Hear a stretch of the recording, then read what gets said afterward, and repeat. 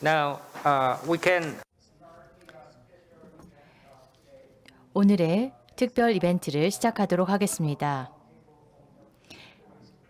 PFI 고위급 라운드 테이블을 시작하도록 하겠습니다.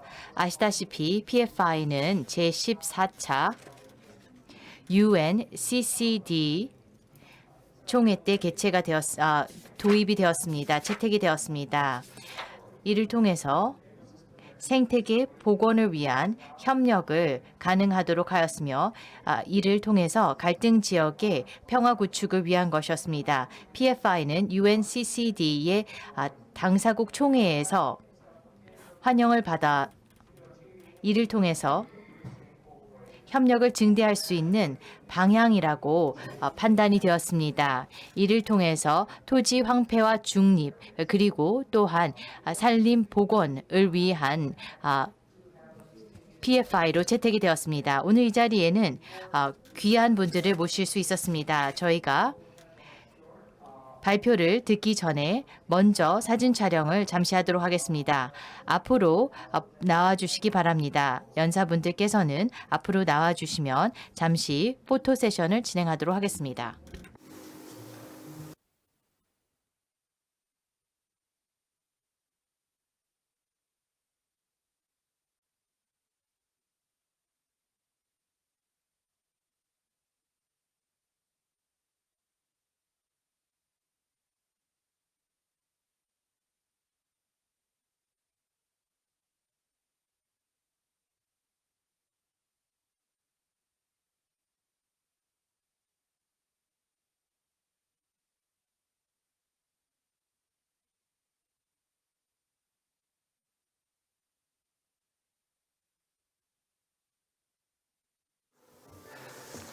now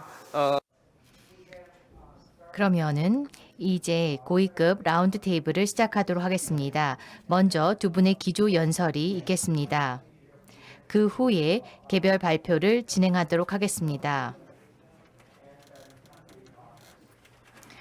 파트너 국가들 그리고 또한 파트너 기관들의 발표가 이어질 텐데요. 먼저 기조 연설을 듣도록 하겠습니다. 대한민국 산림청장님이신 최병암 청장님께서 기조 연설을 해주시겠습니다. 큰 박수 부탁드립니다.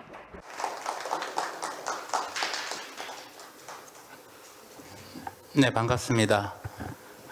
대한민국 산림청장 최병암입니다. 먼저 오늘 이 자리에 참석해 주신 페루 코르도바 산림청장님, 그리고 아시아 산림협력기구 칼데론 사무총장님, 캄보디아, 라오스 고위급 대표단 여러분, 그리고 마지막으로 영상을 통해 오늘 행사에 대한 중요한 메시지를 전달해 주실 UNCCD 이브라임 피아오 사무총장님, 또 에티오피아 케베데 이맘 산림청장님, 또 엘살바도르 아발로스 국장님께 감사의 말씀을 드립니다. 제15차 세계산림총회는 전 지구적인 산림 문제를 해결하기 위해 전 세계 정책 결정자, 과학자 등이 머리를 맞대고 산림 이슈를 논의하는 산림 분야에서 가장 중요한 그런 회의입니다. 산림 분야의 가장 중요한 회의인 세계산림총회 기간 동안에 특히 PFI를 주제로 하는 특별 세션을 오늘 개최하게 되어 매우 기쁘게 생각합니다. 오늘 이 자리에는 많은 국가의 고위급 대표단 분들이 참석해 주셨습니다. 이 자리에 참석하신 분들은 산림을 통해 국가 간의 평화와 신뢰를 증진한다는 PFI의 가치에 크게 공감하셨기 때문이라고 생각합니다. 세계 많은 국가들은 바다로 나누어진 경우도 있지만 산과 강, 또 숲을 경계로 많은 나라가 국경을 맞대고 있습니다. 접경 지역이라 할지라도 실제로는 서로 연결된 하나의 생태계입니다. 국경 양쪽에 거주하는 주민들 역시 서로 활발하게 교류하고 공존할 때 삶이 더 풍요로워진다고 생각합니다. 잘 아시겠지만 나무를 심고 가꾸는 일은 비정치적인 활동입니다. 2019년 아비 아메드 알리 에티오피아 총리께서는 노벨 평화상 수상 연설에서 평화를 가꾼다는 것은 곧 나무를 심어 기르는 것과 같다라고 말씀하신 적이 있습니다. 저는 이 총리님의 말씀이 PFI의 비전과 일맥상통한다고 생각합니다. 서로 다른 국가가 국경을 맞대고 있는 접경 지역이 또 서로 다른 민족이 함께 살고 있는 지역이 살림을 통해 평화의 터전이 될 수 있다고 생각합니다. PFI는 토지 황폐와 중립 측면에서 토지와 살림을 우선 효율적으로 관리하겠다는 그런 비전이 있고 이뿐 아니라 접경 국가 간에 자발적으로 살림을 조성하는 그런 과정에서 서로 소통하고 신뢰를 쌓음으로써 자연스럽게 평화를 뿌리내리게 하는 숭고한 목적을 가지고 있습니다. PFI는 접경 국가 간의 공동 산림 협력 사업을 지원함으로써 접경 국가 간의 갈등은 줄이면서 평화를 증진하는 그런 정책 프로그램입니다. 국가 간의 갈등이 더 증폭이 된다면 토지가 황폐화되고 식량 문제라든가 자연재해를 일으키는 원인이 될 수 있습니다. 이를 해결하는 데 도움이 되고자 UN 사막화 방지 협약 사무국과 한국 정부는 2019년 UN 사막화 방지 협약 제14차 당사국 총회에서 PFI를 발족시켰습니다. 나무를 심고 가꾸는 것은 한 사람의 세대보다 더 긴 시간을 요구합니다. 그렇기에 나무를 함께 심는다는 것은 현 세대뿐 아니라 다음 세대 또 그 다음 세대와 많은 가치를 공유한다는 것을 의미합니다. 저는 PFI를 통해 조성된 살림의 평화와 평화의 가치가 현 세대에만 머무르는 것이 아니라 미래 세대, 우리 후손들에까지 이어지기를 기대하고 있습니다. 저는 나라와 나라를 잇는 생태계를 이웃 국가들의 공동의 노력으로 복원해야 기후변화에 효과적으로 대응할 뿐 아니라 지속가능 목표 달성에도 기여할 수 있다고 생각합니다. 그리고 이를 위한 적절한 플랫폼이 바로 PFI라고 생각합니다. 오늘 회의를 통해서 PFI가 글로벌 정책 프로그램으로 한 걸음 더 내딛는 그런 계기가 되기를 기대합니다. 또한 시간이 흐를수록 기후 위기는 점점 더 심각해지고 있습니다. 기후변화로 인한 폭염, 홍수, 산불 등 재난은 국경을 넘나들고 있습니다. 인류 공동체의 지속가능한 발전과 미래 세대의 번영을 위해서는 인접 국가 간의 긴밀한 협력이 필요하고 또 기후위기 해결과 평화 증진을 위한 협력이 무엇보다도 필요한 것입니다. 저는 PFI가 이 두 가지 목적을 실현하는 데 큰 기여를 할 수 있을 것이라고 확신합니다. 산림청은 UNCCD 사무국과 함께 다양한 국가가 PFI 시범 사업에 참여할 수 있도록 최선을 다해 지원할 것입니다. 참고로 말씀드리면 WFC에 이어 코르티부아르에서 개최될 UNCCD 당사국 총회를 계기로 PFI 전문가 워크숍도 개최될 예정입니다. 많은 관심과 참여를 아울러 부탁드리겠습니다. 끝으로 오늘 이렇게 다양한 국가에서 PFI에 관심을 가지고 참고해 주셔서 대단히 감사합니다. 고맙습니다. Thank you. 감사합니다. 산림청장님의 훌륭한 기조연설 감사드립니다. 그러면 이제 다음 기조연설로 넘어가도록 하겠습니다. UN 사막화 방지 협약 사무총장님의 기조연설이신데요. 코로나로 인해서 안타깝게도 사무총장님께서 오늘 직접 자리 함께 하지는 못하셨습니다. 그래서 대신 영상을 전달해 주셨습니다. 두 번째 기조연설은 UNCCD 사무총장님의 연설이 되겠습니다. 내외 기빈 여러분, UN 사막화 방지 협약에서 여러분 모두에게 인사드립니다. 먼저 대한민국 정부 측에게 감사드립니다. 오늘 제15차 세계산림총회의 일환으로서 PFI 고위급 라운드 테이블 특별 세션을 개최해 주신 점을 감사드립니다. 한국의 생태 복원의 경험은 모든 국가들의 영감이 되고 있습니다. 특히나 생태계 복원 UN 10년을 맞이하며 이러한 영감은 더욱 의미가 있습니다. 그리고 다음 주에 UNCCD의 당사국 총회가 다음 주에 코트디부아르에서 개최될 것입니다.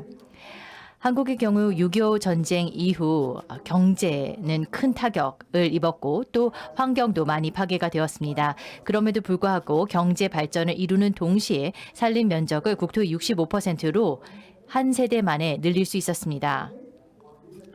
한국이 이와 같은 리더십을 보여주신 것에 대해서 감사드리며 또한 UNCCD에서도 많은 리더십을 보여주셨습니다. 2011년도에 창원 이니셔티브가 도출된 당사국 총회를 개최해 주셨습니다.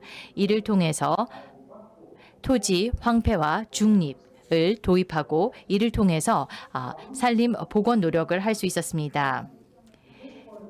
제14차 당사국 총회에서 PFI가 채택이 되었으며 이것이 도입되어서 이와 같이 자리 잡을 수 있었던 것은 한국의 여러 지원 때문에 가능했습니다. 토지는 생명의 토대입니다. 그리고 또한 인류의 및 농촌의 삶의 터전이기도 합니다. 토지가 황폐화되었을 때의 빈곤과 불안은 심화됩니다. 그러나 토지가 복원되었을 때에는 안정과 평화 그리고 또한 안보가 확립될 수가 있습니다. 토지 황폐화는 실시간으로 이루어지고 있습니다. 전체 토지 면적의 40%가 황폐화가 되었습니다.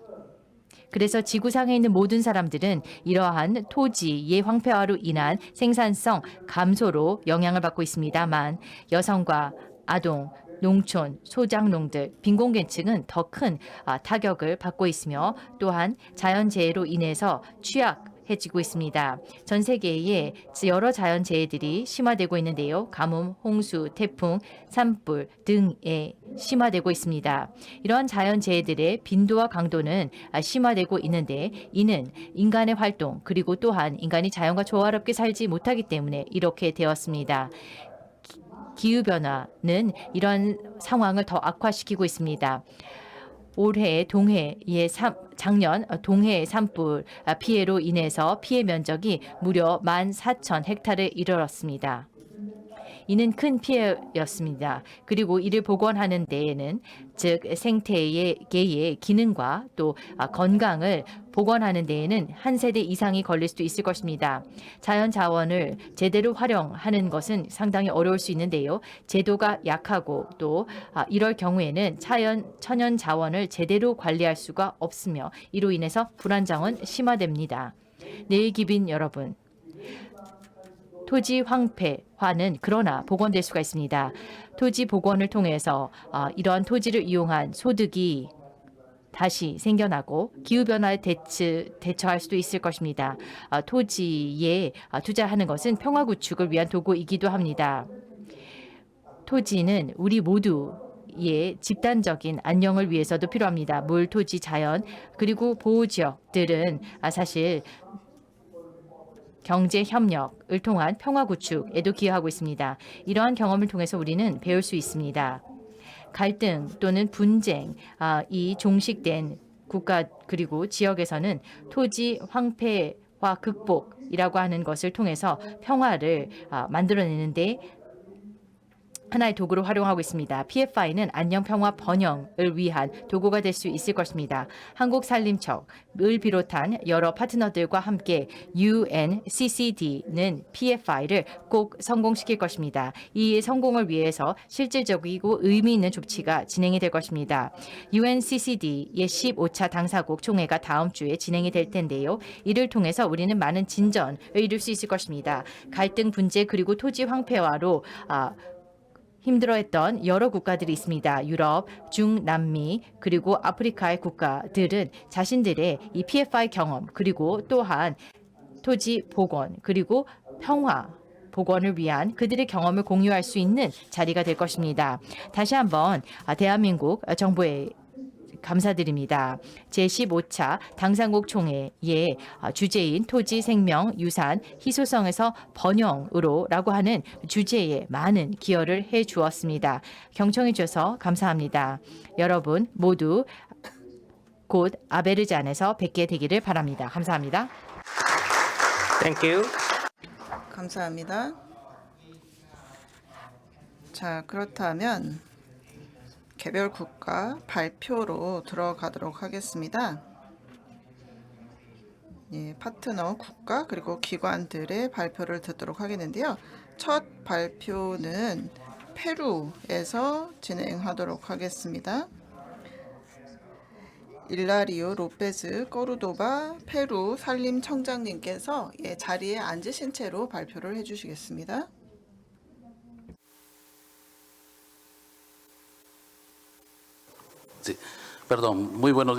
네, 여러분 안녕하십니까? 좋은 아침입니다. 네, 최병암 산림청장님 안녕하십니까? 네, 다양한 대표단 여러분 안녕하십니까? 페루의 대통령을 대신하여 카스티조 타로네스 대통령님을 대신하여 여러분께 인사드립니다. 그리고 이 15차 세계 산림총회를 열어주시고 그리고 초대해 주신 점에 대해 감사드립니다. 한국의 산림청에도 다시 한번 감사드리고 여러분과 함께 페루에서의 협력 경험에 대해서 공유할 수 있게 되어 매우 기쁩니다. 페루는 현재 에콰도르와 협력하여 국경 간 생물권 보전 지역을 관리하고 있습니다. 저는 PPT를 이제 시작하기 전에 앞서 페루 같은 경우에는 다양한 경험을 했고 2020년, 2021년 그 기간 동안 팬데믹의 영향을 받으면서 다양한 점을 깨달았습니다. 따라서 이러한 기간에 저희가 깨달은 것은 사람과 그리고 산림과의 연계성이 매우 중요하다는 것입니다. 지속 가능한 발전을 위해서 말이죠. 페루의 영토 57%가 자연 산림입니다.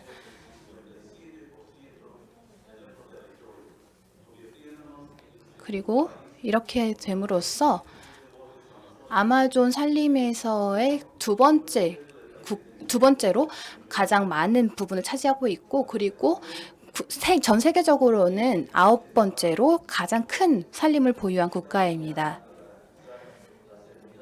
그리고 이렇게 함으로써 저희는 이렇게 원주민 공동체의 식량 안보를 이제 보장하고 청년들, 여성들을 보호하는 데 힘을 쓰고 있습니다. 페루의 산림의 특징은 열대 산림이라는 것입니다. 하지만 매우 건조합니다. 약 360만 헥타르에 달하고요. 그리고 주로 이제 북쪽에 위치해 있습니다. 다양한 생태계 서비스를 제공을 하고 있고 그 영향권에 있는 인구에 큰 영향을 끼칩니다. 저희가 그 생물권을 보존을 하기 위한 목적으로 그리고 이제 이러한 마른 건조 산림이 저희에게 제공하는 서비스를 유전하기 위해서 평화산림 국경 간 생물권 보전 지역을 에콰도르와 페루 간에 형성을 하였습니다. 그리고 중남미에서는 가장 처음으로 생물권 보전 지역으로 지정이 되었고, 그리고 전 세계적으로는 17번째가 되었습니다.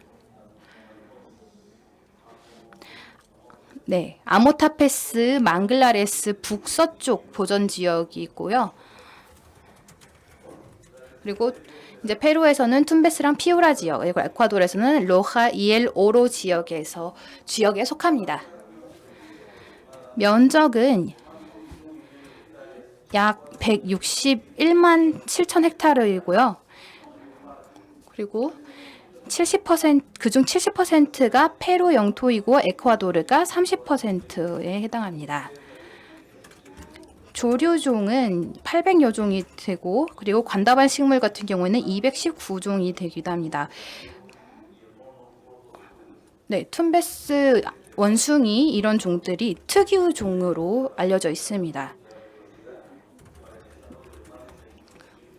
그리고 60만 명 페루인들의 그 생물 다양성을 보존하기 위한 특구이기도 합니다. 그리고 이렇게 유지가 됨으로써 기후 변화에 대한 적응과 완화를 도모하고 있습니다. 네, 그래서 저희가 이런 열대 산림에서의 기후 변화에 대응하기 위해서는 모든 그 행위자의 협력이 필요합니다. 따라서 생물 다양성을 저희가 유지를 해야 할 것이고요. 이러한 열대 산림은 다양한 기후에 노출이 되어 있습니다. 그리고 그 중에서도 극한의 기후인 그 가뭄에 노출이 되어 있고, 그리고 극심한 가뭄 아니면은 갑작스러운 많은 강수량 이런 거에 노출이 되어 있고, 엘니뇨 등의 기후 현상에 노출이 되어 있습니다. 따라서 이렇게 영향을 받음으로써 그 지역에 거주하는 사람들의 삶에도 영향을 끼치고 있습니다. 이러한 평화 산림은 관리 모델의 하나의 예시입니다. 지속 가능성이랑, 그리고 생태계의 지속 가능성, 그리고 생태계에 관한 협력의 모델입니다. 그리고 이제 저희가 어떠한 결과들을 도출해냈는지 공유드리도록 하겠습니다. 여기 보시면은 유네스코의 인간과 생물권 프로그램을 통해서 저희가 이제 이 프로그램을 참여를 하게 되었는데요. 저희는 남미에서의 생물권 보전 지역에 대한 인정을 받았고요. 그리고 리마의 액션 플랜, 그리고 특히나 이제 페루에서의 생물권 보전 지역 회의에서 이제 도입이 되었었고요. 이 프로그램이 이렇게 국제적인 그리고 국내적인 인정을 받고 있습니다. 페루 아쿠아도르 같은 프로젝트, 이 바이내셔널 프로젝트로 진행이 되었는데요. 지금 보시면 여기 주제가 나와 있습니다. Promotion of commercial forest plantations in border areas of Peru and Ecuador. 그래서 이 이니셔티브는 공통된 비전으로 출범이 되었습니다. 저희는 생태계를 복원하기 위한 목적을 가지고 했었고요. 그리고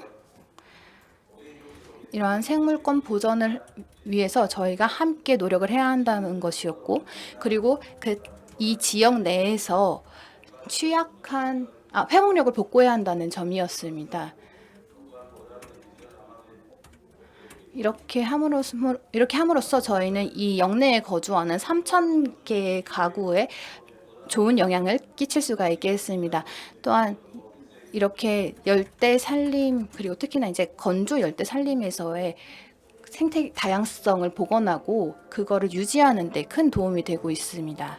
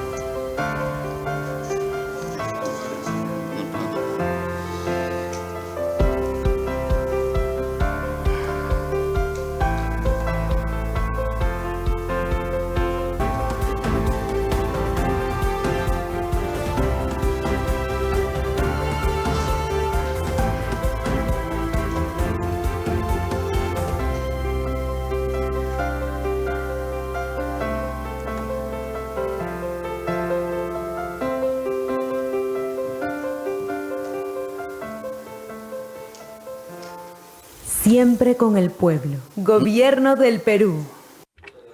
네, 감사드립니다. Thank you.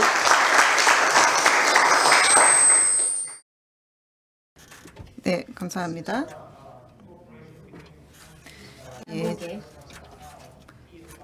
양국의 그런 협력이 있고요. 그래서 PFI를 통해서 어떻게 국경을 공유하고 있는 그런 국가들이 잘 협조할 수 있는지, 그리고 우리가 원하는 그런 목표를 향해서 나갈 수 있는지를 잘 보여준 그런 사례라고 할 수가 있겠습니다. 그래서 이 해당 국민들의 생계하고도 관련된 그런 좋은 예를 보여주셨고요. 그러면 이제 두 번째 발표자를 모시도록 하겠습니다. 아시아 산림 협력 기구의 국장님이십니다. 오늘 아포코의 PFI 관련된 시각과 미래의 활동 발표하시겠습니다. 네, 안녕하세요. 저는 리카르도 칼데론입니다. 아포코의 사무총장입니다. 아포코 사무국을 대표하여서 오늘 이 자리를 통해서 UNCCD 그리고 대한민국 산림청에게 감사 인사드립니다. 저희를 오늘 이 자리에 초청해 주셔서 아포코의 PFI 시각 그리고 활동에 대해서 말씀을 드릴 수 있는 기회를 주셔서 감사드립니다. 제 발표의 목차인데요. 저는 오늘 4번 아이템, 즉 아포코의 PFI의 전략적 역할에 대해서 집중적으로 말씀을 드리겠습니다. 아포코는 아시아에 위치해 있으며 16개 회원국을 가지고 있습니다. 정부 간 기구로서 아포코는 UN 총회에서 옵저버 역할을 가지고 있습니다. 그리고 2021년부터 산림청과 협력하고 있습니다. 저희는 5개의 전략적인 우선시를 가지고 있는데요. 그리고 저희의 포트폴리오는 7,760만 불의 기금을 운영하고 있습니다. 그리고 다양한 프로젝트를 진행하고 있는데요. 생태계 그리고 산림의 여러 역할에 대해서 그리고 또한 황폐화되어 있는 산림 생태계의 복원을 위해서 노력하고 있습니다. 저희 다양한 프로젝트를 진행하면서 여러 이해 당사자들과 협력을 하고 있습니다. 그래서 지역사회 기반의 접근을 하고 있으며 또 여러 이해 당사자들을 참여시키고 있습니다. 그리고 또한 저희들은 여러 국가들과 프로젝트를 다국가 간 프로젝트를 진행함으로써 협력을 하도록 하고 있고요. 또한 회원국들 간의 전문성을 공유하고 있습니다. 2022년부터 저희들은 400만 불의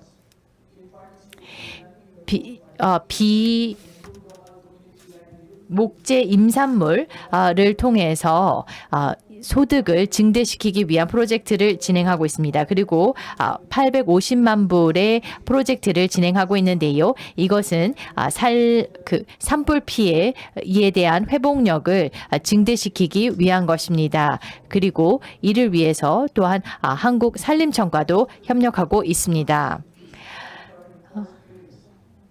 산림 지역에서 보면은 여러 갈등 요인들이 있는데요. 서로 임산 자원들을 활용을 하려고 한다던가 아니면은 토지로 인한 어떤 갈등 상황들, 벌목 상황, 그리고 농경지의 확대, 그리고 정치적인 국경 등에 대한 이런 갈등들이 발생하고 있습니다. 그래서 어떤 갈등이 발생했을 때의 어떤 대응으로 보면은 이런 상황이 발생하게 되는 이유는 현상을 유지하려고 하는 현상 때문에, 그리고 또한 비효율적인 산림 보호 때문에 가능합니다. 그런데 이런 갈등들을 해소하는 데에는 굉장히 많은 시간이 걸리게 됩니다. 만약에 산림 자원에 대해서 제대로 관리가 되지 않는다라면은 이 산림 지역에 대한 무단 점유라든가 이로 인해서 여러 가지 문제점들이 발생하고 있습니다. 저희는 그래서 여러 이 자원으로 인한 갈등 상황들 그리고 이런 갈등들은 심지어 무력 갈등으로까지 이뤄지기도 합니다. 1970년대에 이 골드라스 지역에서 이런 일들이 발생하고 있습니다. 필리핀 남부 지역에 있는 산악 지역에서 이런 갈등들이 있었습니다. 그래서 이곳에서를 보면은 광업으로 인해서 살림이 황폐화되는 이런 일들이 발생하기도 하였습니다. 이 지속 가능한 이 살림에 대한 활용 그리고 복원이라고 하는 것에 대해서 PFI는 굉장히 전략적인 중요성을 가지고 있는데요. 그래서 아포코에서는 이 PFI에 대해서도 전략적인 역할을 할 수 있다라고 생각을 하였습니다. 산림과 물 그리고 토지에 대한 복원을 위해서 이 아포코가 함께 할 수 있는 일이 있다고 생각을 합니다. 그리고 아포코 회원국들이 이 지역에서 보면은 저희 회원국들이 UNCCD의 파트너로서 아포코는 이 지역에서 어떤 역할을 할 수가 있는 것입니다. 저희는 워킹 그룹을 기술 관련 워킹 그룹을 가지고 있습니다. 그래서 PFI 지역의 테크니컬 워킹 그룹을 마련함으로써 저희가 이 지역에서의 어떤 전문성과 자원을 더 결집시킬 수 있습니다. 이는 아포코의 지역 기반의 접근을 보완할 수 있을 것입니다. 아포코는 동아시아 북아시아, 중앙아시아 그리고 동북아시아에 위치한 회원국들과 함께 협력하면서 생태계 복원 그리고 토지 황폐화 중립 이런 여러 활동들을 할 수 있는데요. 아포코는 지역 기반의 접근을 가지고 있기 때문에 국경을 초월한 협력을 장려할 수 있으며 또한 역량 강화, 지식 공유도 가능할 수 있을 것입니다. 그리고 회원국들 간의 어떤 교류 그리고 커뮤니케이션을 강화할 수 있을 것입니다. 아포코의 경우에는 아시아에서 지도적인 역할을 하면서 프로젝트를 개발하고 또 프로젝트를 이행할 수 있을 것입니다.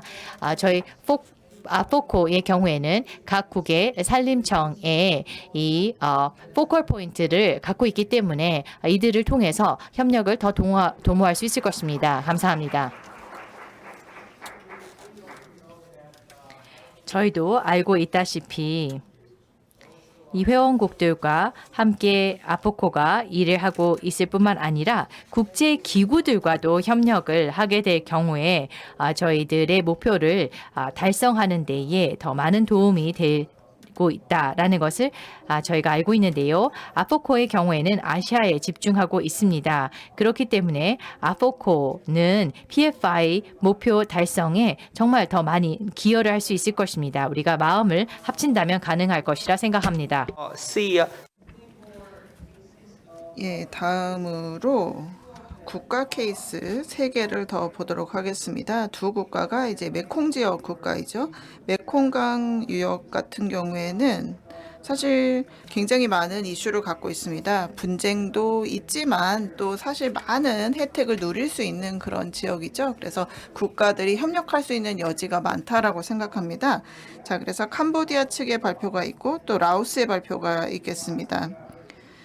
자, 그러면 우선 캄보디아의 발표를 먼저 듣도록 하겠습니다. 응삼아스 캄보디아 농림수산부 차관님이십니다. 예, 그러면 발표를 해주시기 바랍니다. 감사합니다. 예, 저장님, 내기빈 여러분, 안녕하십니까? 오늘 굉장히 중요한 한국산림청 UNCCD 특별 PFI 회의에 함께하게 되어서 대단히 기쁩니다.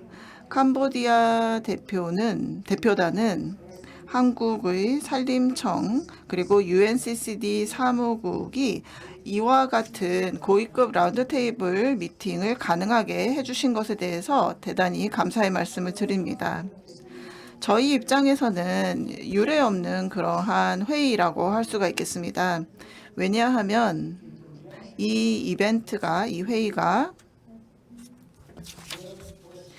제15차 세계살림총회와 같이 지금 진행되고 있기 때문입니다. 그리고 우리가 물론 코로나19의 영향, 그 부담을 느끼는 상황에서 이 회의를 개최를 하고 있죠.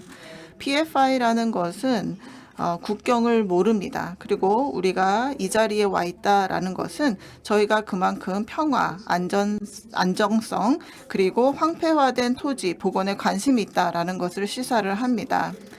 자, 그래서 많은 국가들이 이 이벤트에 잠재적으로 기여를 할 수가 있겠고요. 또 더 많은 협력을 할 수가 있을 것이고, 이를 통해서 토지 황폐화 중립을 추구할 수 있을 것이라고 생각을 합니다. 자, 저희 캄보디아도 코로나19의 위기를 정말 온몸으로 겪고 있습니다. 그리고 지역사회의 생계에도 지대한 영향을 미쳤습니다.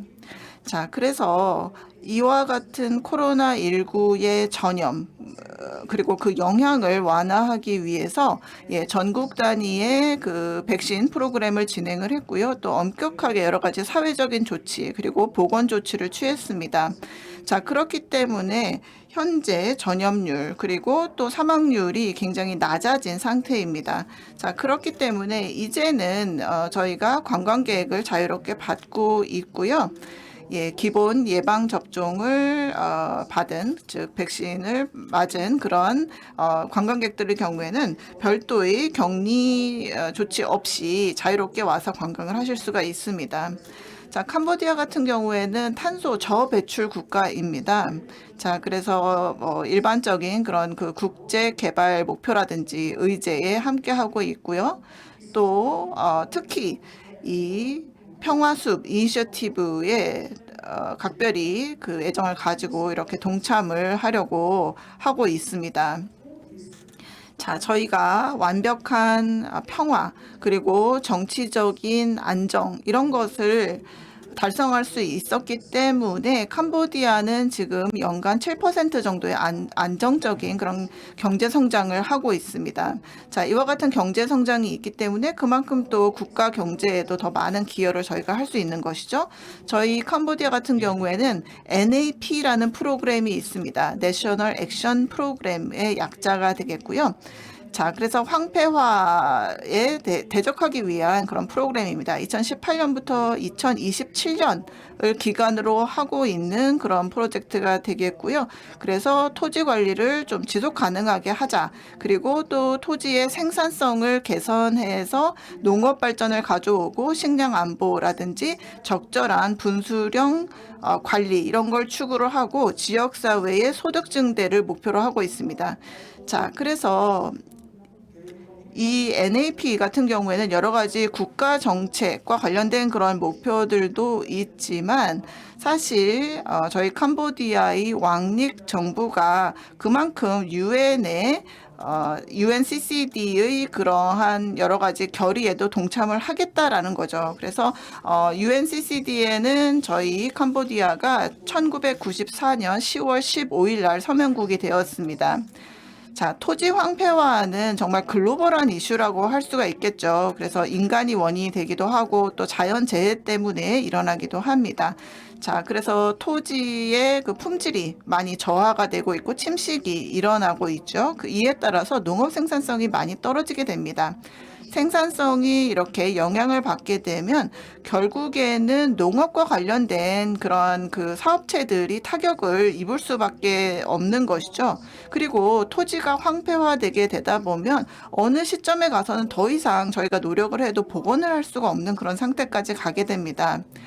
자, 캄보디아는 또한 여러 가지 법적인 제도, 법적인 틀을 강화하기 위해서 노력을 하고 있습니다. 그래서 제도적인 역량을 증진을 시키고 또 지역에서 여러 다른 주체들과 협력을 하면서 UNCCD라든지 UNFCCC 그리고 UNCBD 프레임워크 하에서 빈곤을 퇴치하고 또 토지 활용을 잘 관리하기 위해서 노력을 하고 있습니다. 천연자원 관리도 마찬가지고요. 자, NAP 운영위원회가 있습니다. 그리고 또 여러 가지 테크니컬 워킹 그룹들이 있습니다. 이것이 이제 중앙정부 차원에서 그리고 지역정부 차원에서 설립이 되었고요. 여러 가지 계획을 수립해서 이행을 하고 결과를 모니터링을 하고 있습니다. 자, 제가 캄보디아 농업 농림업수산부를 지금 대표해서 여기 나와 있는데요. 예, 그래서 한국의 산림청 그리고 또 에포코와 같이 긴밀하게 협력하고 또 조율을 하고 있습니다. 그리고 저희가 프로젝트 컨셉 노트라는 것을 태국 그리고 라오스하고 협력해서 이미 작성을 했고요. 재정적인 지원을 받기 위해서 이 컨셉 노트를 곧 제출을 하게 될 것입니다. 이 프로젝트의 위치를 보시면 소위 말하는 그린벨트 에메랄드 트라이앵글 지역입니다. 그래서 캄보디아, 태국 그리고 라오스의 국경 지역이라고 할 수가 있겠고요. 분쟁이 종종 일어나는 곳이죠. 그래서 이곳에서 평화와 번영을 증진하자라는 것이 프로젝트의 목표가 되겠습니다. 자, 캄보디아의 농업 상당히 중요합니다. 저희 국가의 주된 그런 산업 분야이고요. 국가 경제 성장에도 상당히 중요하죠. 자, 그리고 국가 총생산이라든지 아니면은 농촌 지역의 수입 증대도 상당히 중요할 겁니다. 그래서 이 캄보디아의 왕립 정부는 그 사각형 전략이라는 것을 가지고 있습니다. 4단계로 지금 되어 있고요. 자, 그래서 여기에서는 농촌 개발을 증진하는 것, 이것이 1번이고요. 두 번째는 문화 자원 그리고 천연 자원의 지속 가능한 개발, 그리고 세 번째가 도시화의 그 관리 강화, 그리고 네 번째가 환경의 지속 가능성 그리고 기후 변화에 대한 대비가 되겠습니다. 자, 그리고 PFI의 론치가 지금 그 컵 14 회의에서 있었죠. 1994년의 일이었습니다. 자, 그래서 이걸 계기로 해서 저희도 지금 초국경성 협력을 해야 되겠다라는 그런 생각을 하게 되었고요. 자, 그래서 캄보디아 같은 경우에는 아까 제가 얘기한 그런 그 컨셉 노트가 준비가 되어 있습니다. 이것은 굉장히 훌륭한 파일로트 프로젝트가 될 것이라고 생각을 하고요. 이 동남아시아에서 이제 이 개념들이 잘 적용될 수 있는지 보여줄 수 있는 굉장히 좋은 테스트 이니셔티브가 될 수 있을 것이라고 생각을 합니다. 자, 그래서 한국의 산림청이 이제 아포코를 통해서 계속해서 저희를 잘 지원해 줄 걸로 믿고 있고요. 예. 그리고 지금 아직까지는 적극 동참하지 않고 있는 그런 국가들이 있습니다. 그래서 이들이 좀 더 적극적으로 참여하기를 촉구하는 바이고요. 자, 오늘 이 고위급 라운드 테이블을 통해서 WFC가 새로운 비상을 갖게 되고 또 이를 계기로 우리가 토지 황폐화를 정말 멈추게 되는 그러한 중요한 계기가 되었으면 합니다. 감사합니다. 네, 감사합니다. 캄보디아 같은 경우에는 지금 국가 실행 계획 에도 노력을 많이 경주하고 있고요. 이뿐만 아니라 주변국하고의 그런 협력도 강화하고 있다라는 것을 알 수가 있었습니다. 그러면서 PFI가 지금 캄보디아 같은 경우에는 굉장히 좋은 플랫폼이 될 수 있다. 그래서 이 지역에 기여할 수 있다라는 것을 알게 되었습니다.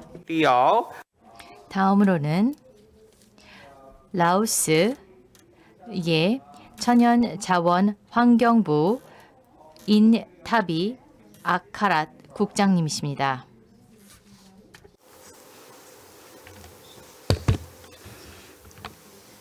Thank you. 감사합니다. 안녕하세요. 청장님, 내외 기빈 여러분. 라오스 천연자원환경부를 대표하여 제15차 세계산림총회의 주최 측과 또한 한국산림청께 감사 인사드립니다. 성공적으로 산림총회가 숲과 함께 만드는 푸르고 건강한 미래라는 주제하에 개최된 것을 축하드립니다. 특히나 유례없고 또한 매우 어려운 코로나 상황 속에서 성공적인 총회 개최를 축하드립니다. 산림 그리고 산림 자원은 사람들의 생명에 있어서 그리고 우리의 지구의 존재에 있어서 대단히 중요합니다. 아울러 식량 안보 및 지속 가능한 생물 다양성에서도 산림이 그리고 산림 자원이 하는 역할은 큽니다. 그런데 이 수자원은 전 세계적으로 불평등하게 분포해 있습니다. 인구가 증가하고 사회 경제 발전을 위한 수자원의 수요가 증가하고 있는 상황 속에서 기후변화까지 일어나면서 자연재해의 빈도와 또한 심각도가 심해지고 있습니다.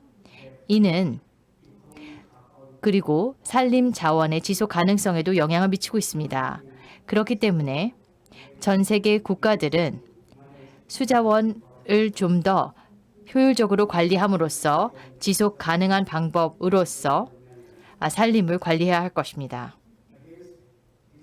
이런 상황 속에서 국제사회, 특별히 유엔의 경우 지속 가능한 수자원 관리를 지속 가능 발전 목표 17개 중 하나로서 채택하였습니다.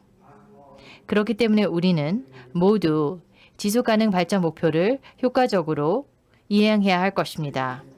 내외 기빈 여러분, 라오스는 생물 다양성과 자원 사용에서 지속 가능한 관리 측면에 여러 어려움을 겪고 있습니다. 그럼에도 불구하고 라오스 정부는 생물 다양성을 보호해야 한다라는 것을 인식하고 있습니다.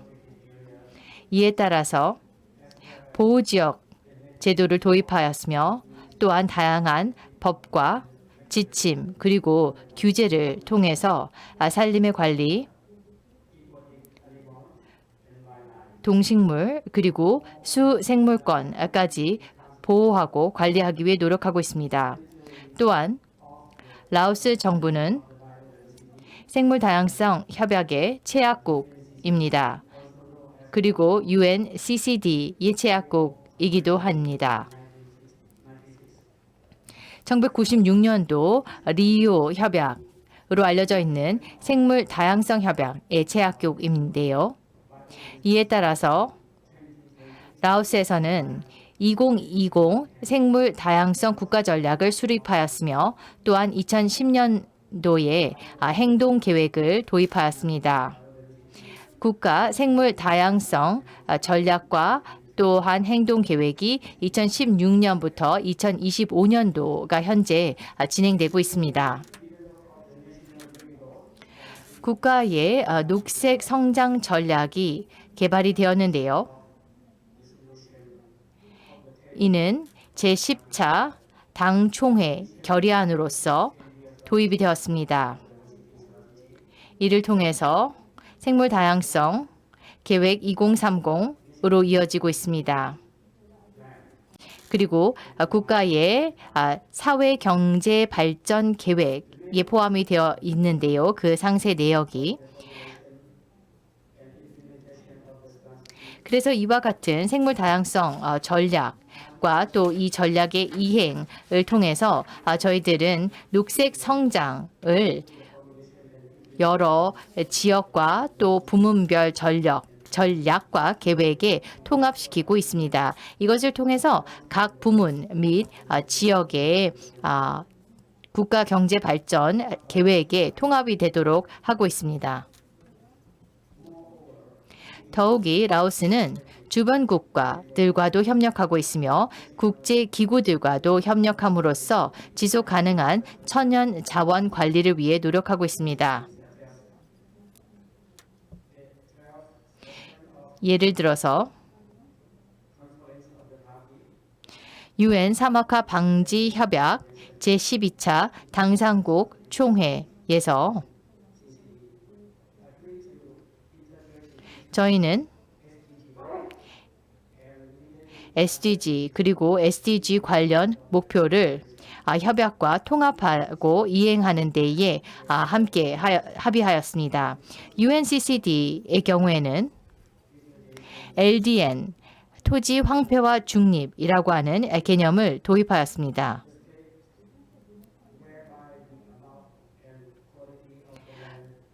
토지 자원의 양과 또 이 질이라고 하는 것은 생태계의 기능과 서비스를 지원하기 위해서 필요하고 또한 이를 통해서 식량 안보를 증대시킬 수 있으며 또한 생태계의 시공간적인 또 역량을 강화하고 또 유지하는 것이 바로 이 토지 황폐화 중립인데요. 이는 아주 독특한 접근 방법으로서 이를 통해서 황폐화된 지역의 복구 그리고 토지의 생산성 손실로 이루어지는 문제점들을 극복하기 위한 노력들입니다. 이를 통해서 토지 사용 계획에 토지 복원 그리고 지속 가능한 관리, 보전이라고 하는 조치들이 포함되도록 하고 있습니다. UNCCD에서는 이 토지 황폐화 중립의 목표 달성에 상당한 기여를 하고자 하고 있습니다. 그래서 당사국들은 국가 행동계획 NAP의 토지 황폐화 중립이라고 하는 목표들을 넣도록 자발적으로 넣도록 독려되고 있습니다. 라오스 남쪽 지역 그리고 또 베트남의 중부 지역에서의 숲과 또 동식물들을 보호하기 위한 프로젝트들이 진행되고 있는데요. 이를 통해서 베트남과 라오스 간의 국경 지대의 산림 황폐화 그리고 또 어떤 숲이 손실되는 것을 막기 위해서 노력하고 있습니다. 이런 프로젝트들을 통해서 생태계의 지속 가능한 사용 그리고 생물 다양성의 보전이 가능하도록 한 프로젝트였습니다. 그래서 이것은 이 라오스의 Central Anap Landscape CAL의 보전을 위한 노력이었습니다. 이러한 노력을 통해서 라오스와 베트남 정부는 생물 다양성 협약의 목표와 의무 하에 서로 지원을 하고 협력하고 있습니다. 그리고 또한 저희들은 산림 부분에서의 온실가스 배출 감축의 어떤 목표를 달성하는 데에 활용이 되고 있습니다. 그리고 저희는 핵심 환경 프로그램 및 생물 다양성 보존 회랑 프로젝트가 메콩 지역에서 진행되고 있습니다.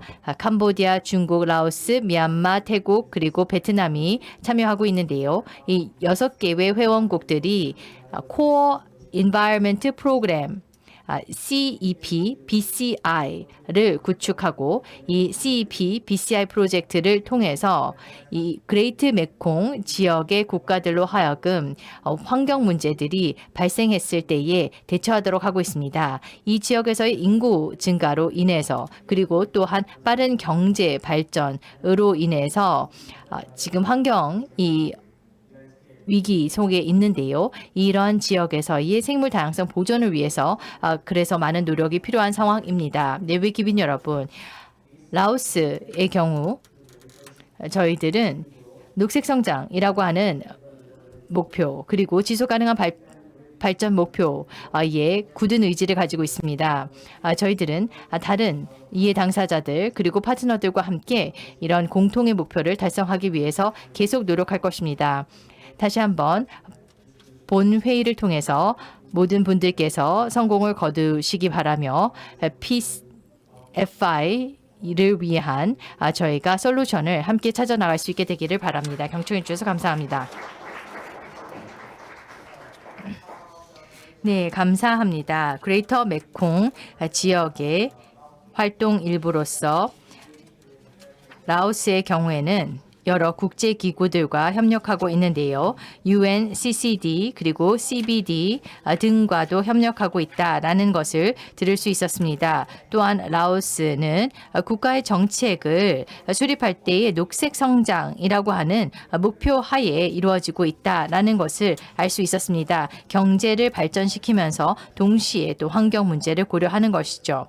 그리고 또한 라오스의 좋은 사례들을 소개해 주심으로써 저희가 PFI 이행에 바로 활용할 수 있는 좋은 사례들 소개해 주신 점에 대해서 감사드립니다. Now, 네, 감사합니다. 그러면 다음으로 이제 다른 지역으로 좀 가보도록 하겠습니다. 이번에는 남미로 한번 가볼까요? 예, 엘살바도르의 스토리를 들어보도록 하겠습니다.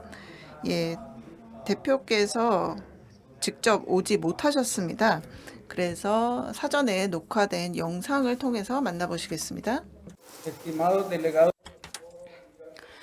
네, 세계산림총회 대표단 여러분 안녕하십니까? 여러분께 엘살바도르 정부를 대표하여 인사드리게 되어 매우 영광입니다. 저는 엘살바도르 농림축산부의 산림유형관리국장입니다. 이번 기회를 빌어 중미 지역의 유역 가뭄에 대해서 말씀드리고 평화산림 이니셔티브 적용에 대해서 말씀드리도록 하겠습니다. 네, 우선 말씀드릴 것은 중미는 전 세계에서 가장 취약한 지역 중 한 곳이라는 점입니다. 지난 수십 년간 수많은 자연재해를 겪었습니다. 많은 강우량과 동반된 가뭄이 이 지역에서 빈번하게 발생하고 이로 인해 홍수가 발생하고 있습니다.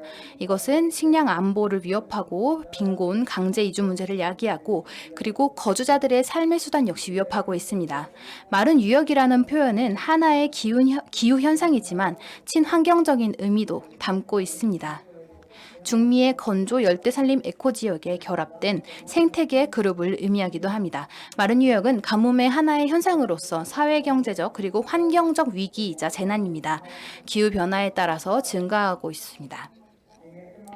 이 지도에서 여러분께서는 중미의 마른 유역에서의 가뭄도를 보실 수가 있겠습니다.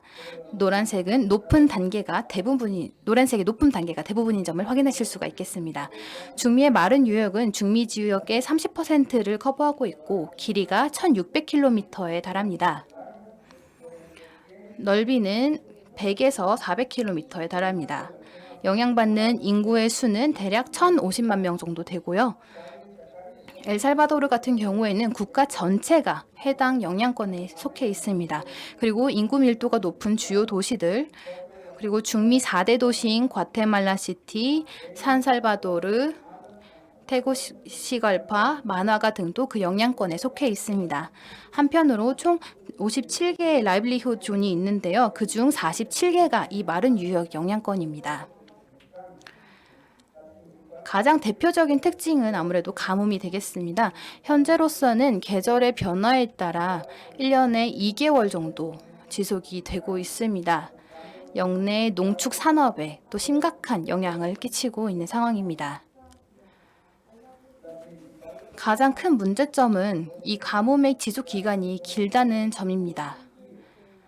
그리고 동시에 강수량이 많아서 농사에 피해가 야기된다는 점입니다. 또한 사막화가 되고 있는 지역이고 토지, 산림, 수자원 활용으로 인한 분쟁을 겪고 있는 지역입니다. PFI 도입을 위한 주요 도전 과제는 다음과 같습니다. 중미의 마른 유역은 조림을 하기에는 너무나도 조건이 안 좋습니다. 기후적으로, 사회적으로, 그리고 생산적 요소로 인해서 조건이 악화되었습니다. 따라서 사막화와 가뭄 문제에 대응하기 위한 방안에 큰 도전 과제가 되었습니다. 엘살바도르의 투자와 협력 기회에 대해서 다음으로 말씀드리겠습니다. 엘살바도르의 주요 강과 협곡에서 최소 15% 산림 회복을 이뤄내고자 하는 목표를 가지고 있습니다. 이것은 총 9,866헥타르에 달합니다. 그리고 한편으로는 디지털 정보를 개발하여 관리, 자료 수집, 그리고 고객 서비스 제공을 원활히 하고 서비스 제공 투명성을 제고할 것입니다. 또한 산림 인센티브 프로그램을 도입하고 그린 인프라 구축을 위한 투자, 그리고 지방 정부들과 공동체의 유역 및 불법 벌목 모니터링 역량 강화 이런 것들을 목적으로 두고 있습니다. 네, 그러면은 저희가 산림보건에서 이뤄낸 성과에 대해서 말씀드리도록 하겠습니다. 2018년 역사상 처음으로 산림 목록 포레스트 인벤토리를 만들었습니다. 그리고 코이카와의 협업으로 총 3,500개의 아그로포레스트리 시스템 블록을 만들었습니다. 그리고 물 재충전 지역에서의 재식림 프로젝트를 통해서 물이 재충전되는 지역에서의 500개의 블록이 재식림되었고, 여기에 이 일을 위해서는 800만 달러를 투자를 했습니다.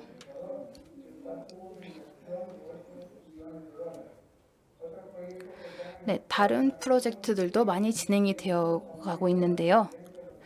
회복력 강화 이런 프로젝트도 있습니다. 그리고 가뭄에 대한 대응 강화 이런 것들에 대한 프로젝트도 있고요. 그리고 엘살바도르, 과테말라, 온두라스, 니카라구아 등이 같이 협업을 하고 있습니다.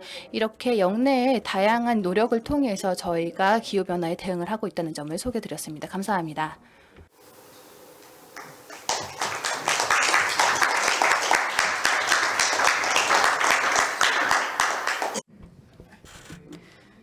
네, 감사합니다. 지금 건조한 유역에 있죠. 그런 국가가 바로 엘살바도르이기 때문에 문제점을 해결하기 위해서 정말 다각도로 노력을 하고 있는 것 같습니다. 그리고 엘살바도르 같은 경우에는 한국의 여러 기관, 예를 들어서 아까 코이카 얘기가 나왔었죠. 이미 많은 그 협력을 하고 있는 것 같습니다. 자, 그렇기 때문에 더 추가적인 리소스를 투입을 해서 엘살바도르를 지원할 수 있고 또 주변 국가들도 또 추가 지원할 수 있지 않을까 기대를 해봅니다. Africa. And 그러면은 이제 아프리카의 발표를 듣도록 하겠습니다. 에티오피아의 발표를 들을 예정인데요. 아쉽게도 에티오피아 대표님께서 현장 참석 어려우셔서 영상을 보내주셨습니다. 내외 기빈 여러분, 안녕하십니까? 이디오피아에서 여러분 모두께 인사드립니다. 저희는 아라비카 커피의 국가이죠. 산림청, 대한민국 산림청에게 감사드립니다. 제가 오늘 PFI 고위급 라운드 테이블에 발표를 할 수 있어서 매우 기쁘게 생각합니다. 여러분 모두 이렇게 온라인으로라도 만나뵐 수 있어서 매우 기쁘게 생각합니다. 내외 기빈 여러분, 아시다시피 에티오피아는 기후 복원력 그리고 녹색 전략을 수립하였습니다. 이를 통해서 온실가스 배출량을 2030까지 감축하고 녹색 성장을 위한 회복력을 강화하기 위해 노력하고 있습니다. 에티오피아의 경우 UNFCCC에 저희들의 온실가스 배출량을 2010년 BAU 대비 2030까지 68.8% 감축하겠다라는 약심찬 목표를 발표하였습니다. 그리고 이 산림이 저희들의 온실가스 배출 목표치의 50%를 담당하게 될 것입니다. 에티오피아의 숲은 생물 다양성 그리고 커피의 원산지가 되고 있습니다. 그래서 숲은 국가의 사회경제 발전에도 기여하고 있습니다.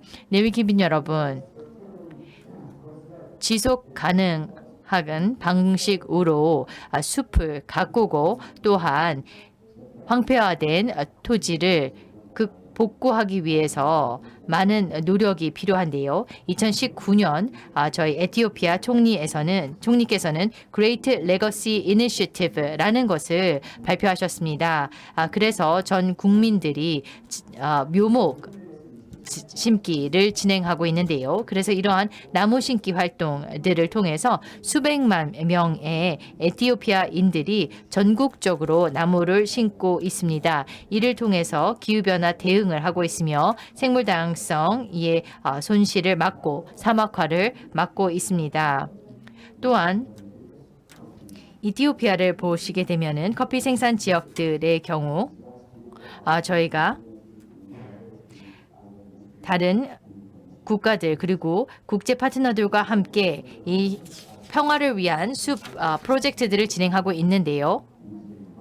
저희들은 환경 그리고 커피 포럼 그리고 한국의 산림정 P4G 사무국 UNCCD UNEP과 함께 협력하여서 이런 프로젝트들을 진행하고 있습니다. 에티오피아의 산림개발부에서는 이번 기회를 빌어 프로젝트에 펀딩을 해주신 모든 국가와 기관들께 감사드립니다. 아시다시피 이러한 활동을 통해서 지속 가능한 커피 생산이 가능하도록 하고 있습니다. 이것을 통해서 커피 농가의 소득을 증대시키고 있습니다. 그리고 이곳에 에너지를 공급함으로써 양질의 커피를 글로벌 시장에 수출할 수 있도록 하고 있습니다.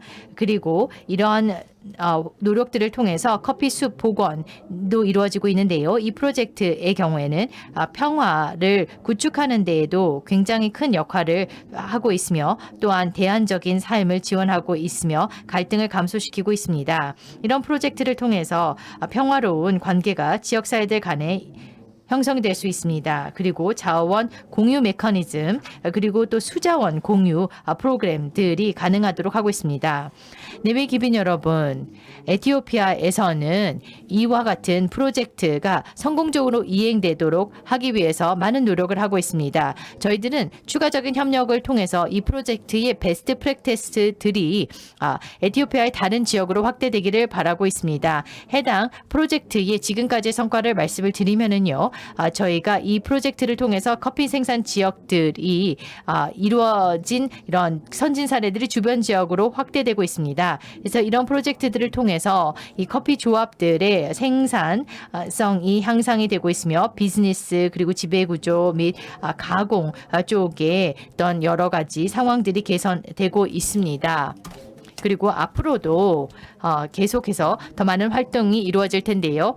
커피 그리고 또한 묘목 커피 나무 묘목들이 세 곳의 묘포에서 지금 재배가 되고 있습니다. 그리고 1,000헥타르의 커피 숲이 형성되고 있는데요. 아울러서 저희들은 역량 강화 그리고 또 교육 훈련을 진행함으로써 커피 농가의 전문성을 더 강화시키고 있습니다. 그리고 커피 가공을 위한 이 전력 공급 등도 발전되고 있습니다. 이를 통해서 그레이드 1 양질의 커피가 이들 커피 조합을 통해서 40톤 생산되고 있습니다. 그리고 다른 조합들을 통해서도 이 커피를 조달할 수 있습니다. 그리고 100톤의 커피를 현지 공급자들을 통해서 조달할 수 있습니다. 내외 기빈 여러분 모두 에티오피아의 어떤 잠재력에서 영감을 받으시기를 바랍니다. 에티오피아는 양질의 커피를 생산하고 가공하고 공급할 수 있는데 이것은 이러한 파트너십 덕분에 가능했습니다. 커피를 기반으로 한 이 숲 가꾸기를 통해서 여러 자원들을 저희가 관리할 수 있게 되었습니다.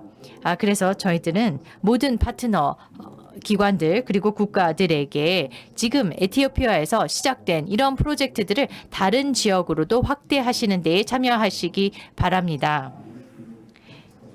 에티오피아의 산림개발부를 대신하여 성공적인 회의 개최를 축하드리며 또한 감사드립니다. We also heard about the 저희가 에티오피아의 이야기를 들어볼 수 있었는데요. 에티오피아의 산림개발부 장관님께서는 한국과 이루어진 여러 프로젝트에 대해서 말씀을 해주셨습니다. 커피 프로젝트는 P4G 프로젝트, GGGI 프로젝트도 얘기를 해주셨는데요. 코이카에서 기금을 지원해주고 있는 1,200만 불 규모의 프로젝트입니다. 그래서 에티오피아의 경우에는 토지를 관리하고 또 산림을 관리하는 일을 지금 진행하고 계십니다. 이를 통해서 기후 변화에 대응하고 있습니다. 이와 같이 정말 잠재적으로 저희가 함께 할 수 있는 협력할 수 있는 분야들이 것들이 정말 많다라고 생각하는데요. 그래서 PFI의 경우에는 관련 이해 당사자들을 한 곳으로 결집시키는 데에 좋은 도구가 될 수 있을 것입니다. 이 토지 그리고 살림뿐만 아니라 평화까지 한데 아우르는 개념이 될 수 있을 것입니다. 이것으로써 저희 오늘 이 PFI 고위급 라운드 테이블 세션을 마무리 짓도록 하겠습니다. 대한민국 산림청장님을 비롯한 여러 고위급 관계자 여러분들께 감사드립니다.